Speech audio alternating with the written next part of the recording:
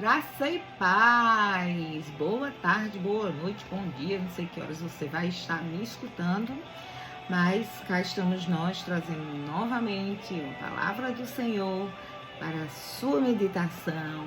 Talvez seja uma palavra que você precisava escutar, talvez você precise desta palavra para te fortalecer, para mudar coisas na sua vida, para tirar o que não agrada ao Senhor e colocar o que agrada, porque nós estamos sendo moldados, nós estamos sendo firmados na rocha que é o nosso Senhor.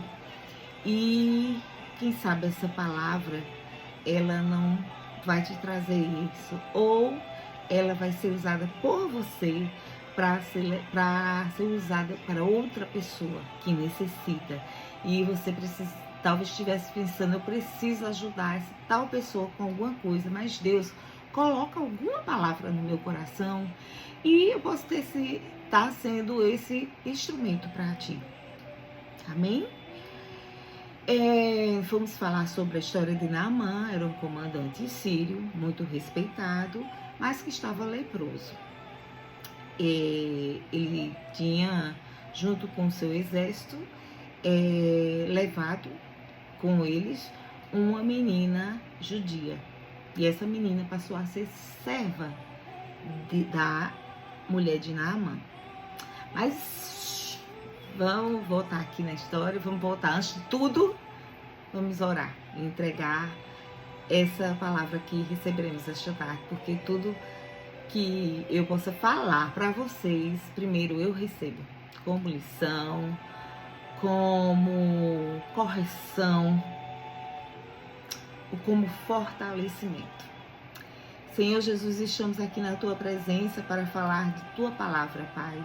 Ó Senhor, que tudo que for dito nesta hora, Senhor, que seja não de mim, Senhor, mas do Teu Espírito, o Espírito Santo, através de mim. Ó Senhor, que eu possa levar, Senhor, a muitas pessoas, Senhor, uma mensagem que eles estavam precisando, Pai. Abençoa cada um que me ouve ou me ouvirá, Pai. Derrama da Tua unção sobre cada um deles e que eles possam cada vez mais estar caminhando também, guiados por Ti, Senhor, na Tua presença e sempre aprendendo, assim como eu aprendo a cada dia na Tua palavra. É no nome de Jesus que nós te agradecemos. Amém. Amém. Vamos lá? Então é isso. E essa passagem, ela se passa em 2 Reis, capítulo 5, vai do verso 1 ao verso 16, porque do 17 em diante a gente tem a ver com a história, mas já vai levar a outra seara, digamos assim. Vai ser outra situação. Então tá lá Naamã, poderoso, comandante do exército sírio. Já a menina judia já está como serva dele, na casa dele, ajudando a sua esposa. E quando aquele homem tira a sua como eu posso dizer, os seus armamentos, né? Tudo, por debaixo de tudo aquilo que ele colocava nas guerras, como um comandante, quando chegava em casa, tirava e ficava em pelo, nu. Então, notava-se, via-se as feridas da lepra. E lepra, para quem não sabe, mas claro, muitas vezes, muito a maioria das pessoas sabem, é a hanseníase. Hoje a hanseníase é facilmente tratada nos postos de saúde, facilmente, o tratamento é gratuito, abrindo aqui um adendo, o tratamento é gratuito, com poucos dias que você inicia esse tratamento, você já deixa de contaminar outras pessoas, mas naquela época não. Naquela época era uma doença que era tido como uma maldição. Gente, eu estou escondendo o meu braço, para vocês não acharem que o meu marido tem me batido, mas é porque eu sou muito desligada e bato nas coisas de vez em quando. Enfim, eu tô ruim à perfeição ainda. E tá horroroso o meu braço, mas tô vendo que vai sair alguma coisa aqui. Eu vou ver se eu escondo. Não foi meu marido, olha. Amo muito. Jamais ele faria isso comigo. Nem dou motivos pra isso.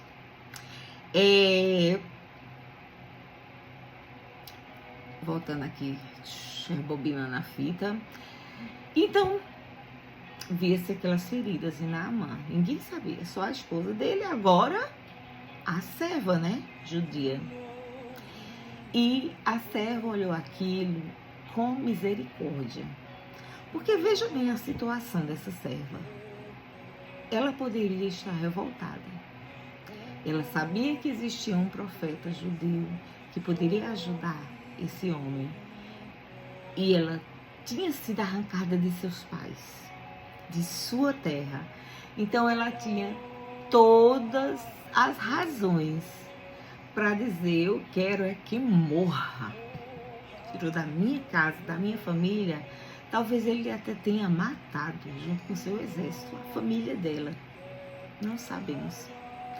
Mas sabe, ela foi misericordiosa. Aqui eu já trago uma primeira lição. Não se paga mal por mal. A palavra do Senhor já nos diz, nos ensina. Nós não devemos, se alguém te bate, uma face da outra. E não vai fazer isso no literal, tá? Cristão não é sinônimo de ser besta também. Você tem que se impor com respeito, né? Exortar em amor. Mas essa passagem quer dizer que a pessoa te faz o mal, não vai e faz o mal de volta. Bater na outra face não faz o mal de volta. Mostra a ela que você tem o Senhor morando dentro de ti. Então mostra a ela a tua identidade. Ela está mostrando quem ela é. Porque as pessoas, elas só dão pra gente aquilo que elas têm. Ninguém pode dar aquilo que não tem. Se a pessoa é imatura, se a pessoa é má, se a pessoa trata com ignorância ou com muitas ironias, é o que ela tem, gente. A gente precisa entender. E a própria palavra de Deus diz que suportai-vos uns aos outros em amor. E esses uns aos outros não são os nossos amigos, não. São todas as pessoas. Aquelas que nos fazem mal também. Suportar não é ter que tolerar. Ai, eu tenho que amar, enfim. Tenho que amar, mas que presta não presta, não. Não quer dizer isso. Suportar é você dar um suporte. É como se a pessoa fosse cair e você sustentasse. Ela estivesse caindo no pecado, no erro, na falha, na fraqueza dela, e você chega. Porque eu aprendi uma coisa: o crente sou eu, o crente é você. Então nós não vamos esperar do outro uma atitude, a mesma atitude que nós vamos ter. Não, nós vamos ser os cristãos da história. Então nós estamos representando a Cristo e exatamente por isso temos que andar como Ele. Então dar o suporte é mostrar através das tuas atitudes para aquela pessoa, porque uma hora ela se toca ou vem as consequências de suas ações. Amém? E ela disse: tem um profeta que pode ajudar o meu Senhor. E ele foi e disse para ele, disse para a esposa disse para ele, né? E ele um pouco, acho que ficou assim: então, meus deuses, eu vou procurar um profeta judeu. Mas enfim, eu não tenho outra opção, porque ou é isso, ou é a morte. Ou eu vou morrer em vida. Essa doença vai me comer todinho. Porque não tinha as medicações que temos hoje para tratar a hanseníase, né? Que naquela época era chamada de lepra. E era tida como uma maldição. Quem tinha lepra foi amaldiçoado por algo e ninguém chegava perto. só se amasse muito. Então, eu creio que aquela esposa amava muito pela cultura, mentalidade. Então, ela realmente amava muito a ele. E ele escondia das demais pessoas. Porque imagina se ele conta. Ele perderia tudo. Então, ele faz uma coisa admirável. Ele manda uma carta ao rei. Pedindo consentimento. E quando o rei lê aquela carta, acho que ele fica indignado assim. Ai, tem que... Tá louco? Ele acha o quê? Que eu sou um mágico, eu sou um deus, que eu posso curá-lo? Eu não posso curá-lo. É interessante. Ele teve a obediência de pedir uma autorização ao rei para ir em busca daquele profeta. Porque ele também, na cabeça dele, poderia estar achando que aquele profeta morasse no palácio do rei. Já que esse homem é tão poderoso, então, provavelmente, ele deve morar com o rei, né? Oh, Deus não trabalha da nossa maneira. Não trabalha nada. Não temos nem a ousadia, nem sequer ouse ensinar a Deus como se faz. Então, o rei deu para ele o consentimento de ir procurar a Eliseu. E quando ele chegou até Eliseu, o servo de Eliseu, disse: Eliseu, comandante da Síria, está com todo o exército aí, ele quer falar contigo. Eliseu já sabia do que se tratava. E Eliseu não saiu da casa dele, não. Eliseu disse: diga para ele que ele vá até o Rio Jordão, mergulhe 7 vezes e ele vai ser curado. E quando quando o servo de Eliseu mandou o recado da porta, aquele homem ficou muito: como é que ele veio aqui me receber? Aquele homem era honrado dentro do seu exército e a realeza síria, né? Era respeitado, tinha uma imponência. Então ele achou que Eliseu estava querendo humilhá-lo. Mas é um absurdo ele não vir me responder na porta, não vir me ver e nem pôr as mãos em mim, mandar recado, e ainda mais mandar eu mergulhar naquele rio barrento. Nós temos tantos rios na Síria. E um dos soldados, ouvindo aquele, disse: mas Senhor, se ele tivesse te pedido coisa mais difícil, tu não farias? Então por que não mergulha? Então ele pensou por um momento: é verdade, você tem razão.